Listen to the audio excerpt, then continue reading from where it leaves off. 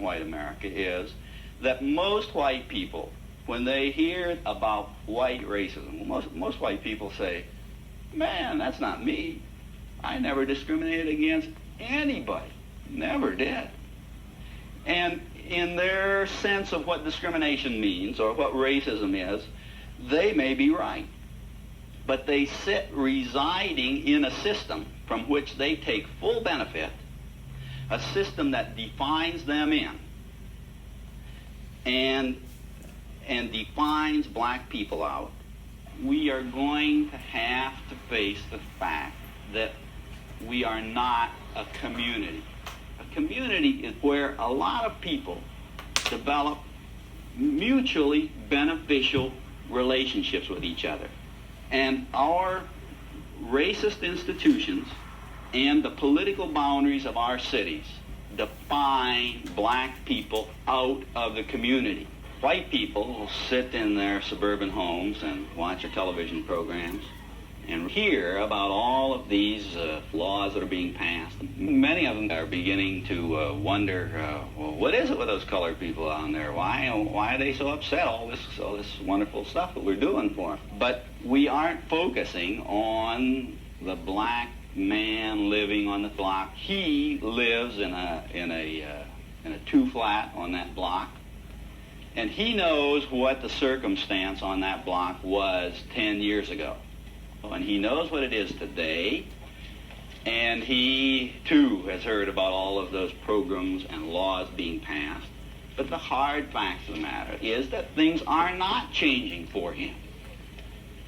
It's no wonder that the white population and the black population are pitted against each other when the black man knows that the change is not coming, and the white man thinks that major efforts are being undertaken when they are not. So I don't think anybody should be surprised when one sees the black people in an open attack on the system, because I suspect that they don't see that there is any other realistic alternative.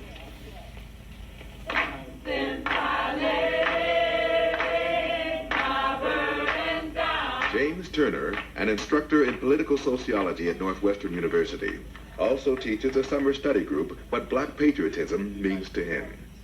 Denmark Vesey, the insurrectionist of Charleston, is Turner's lesson for the evening. What Denmark Vesey did in Charleston, South Carolina, is very much related to Detroit and to Watts and to Newark. It is very much related to black men saying, tanks be damned, I'll have my freedom. The price of freedom is not cheap. Denmark Vesey was very mindful of this. So it's very important for us, the lessons of Denmark Vesey.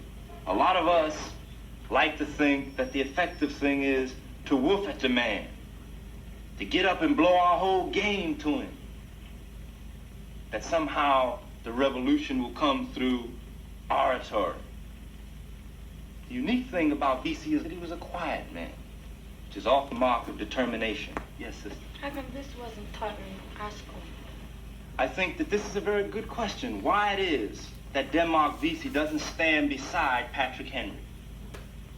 Because they've never wanted us to come to the kind of position and the state of mind that those of us who gather around this table have come. Because Denmark Vesey released in his time, as he has done for us now, a whole force of black resistance and struggle.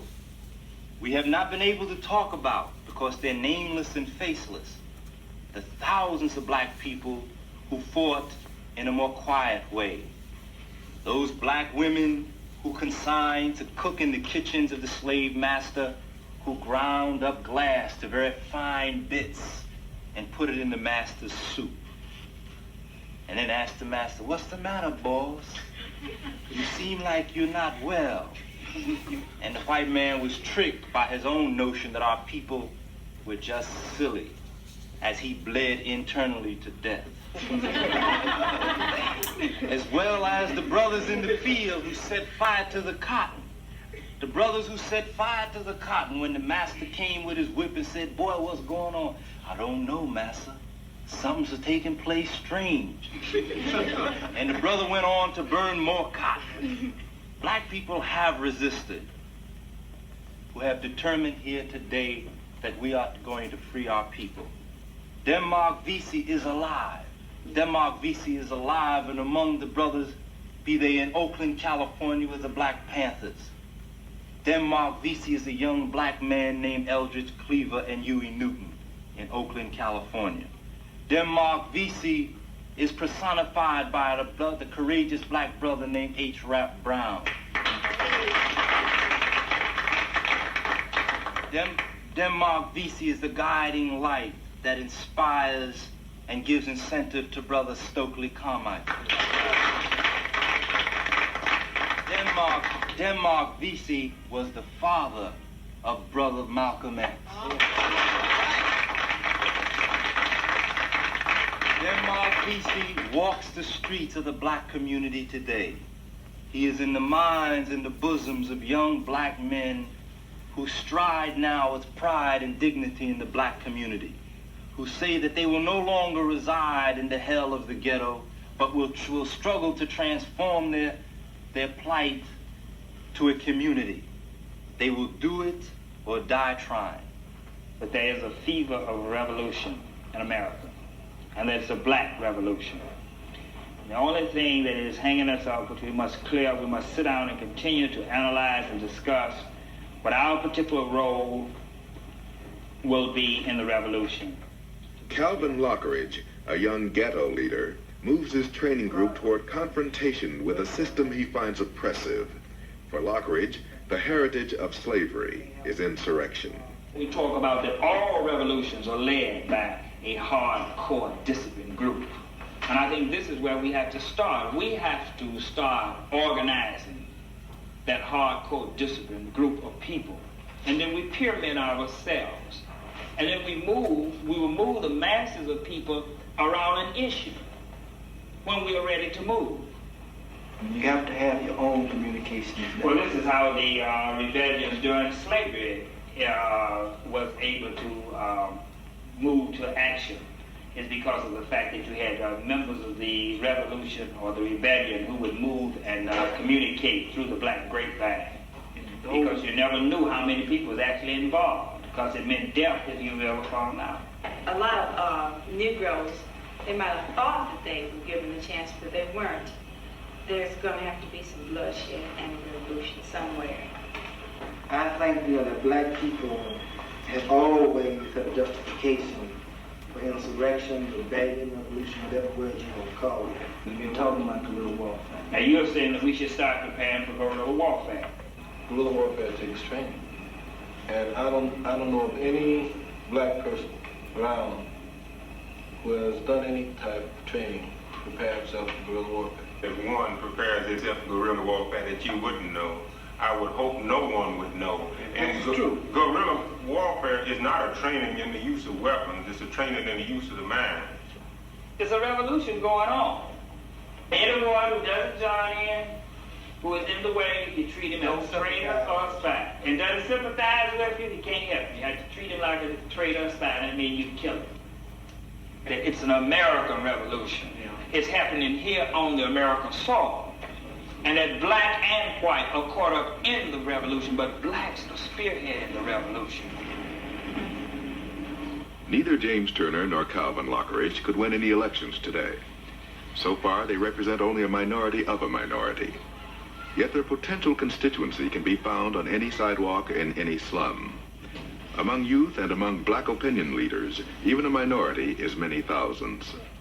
The question posed by increasing black activism is, will white America respond before the few become the many? Chicago is 30% black, while less than 1% of the city's businesses are owned by black people. It is hardly a revelation that economic bondage produces social revolutionaries. The future may not work, but if you're black, neither did the past. The pressures that bring about rebellion are defined by the senior editor of Ebony magazine, historian Lerone Bennett. Men fight when they reach the wall, not because victory is sure, but because their manhood demands that they act in this way.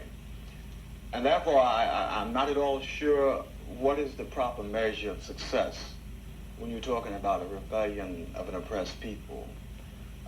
One might almost say that it is normal for an oppressed people to revolt, and it is abnormal, really, for them to accept the oppression which is forced upon them. Any oppressed people, when they revolt really in the ultimate sense, even in the name of their oppressors, because they're reestablishing reciprocity between man and man, and they're reestablishing the bounds of humanity which must govern men if they're to live together in a common climate. I just ask you to visualize a room, you know, which there are all the goodies of the world, all the material goodies of the world. And there are people in that room, and all those people are white, you see. And the door to that room is locked, and that room is in a building with a hall. And in that hall are people, and all those people are black. Now, black people have been standing in that hall for more than 200 years, knocking on that door. And they've been saying, please let us in. You know, we want to be with you. We want to be like you. We love you. And that door has never opened. One of the men in the hall say, you know what I think I'll do? Say, I think I will go outside, get me a brick, throw it through the window, and take some of my things out of that window, because he's never going to open the front door. And another man in that hall says that, no, I'll tell you what I'm going to do. I'm going outside, I'm going under the house, I'm going to take me a match, and I'm going to burn that house up, and everything in it, including me. And then a third man says that, wait, brothers, you know, it might become necessary to do that, but it's not become necessary yet. Said the problem is we've been standing here for 200 years knocking on that door, and he hasn't opened the door because we haven't been speaking his language. So his mother tongue is power. And that perhaps if we take all our little toothpicks of power and put them together and create a whole huge battering ram, then the door will open one way or another. I think history arranged that eventually America would have to face itself through black people or go under. And I deeply believe that this is the point we occupy now in time.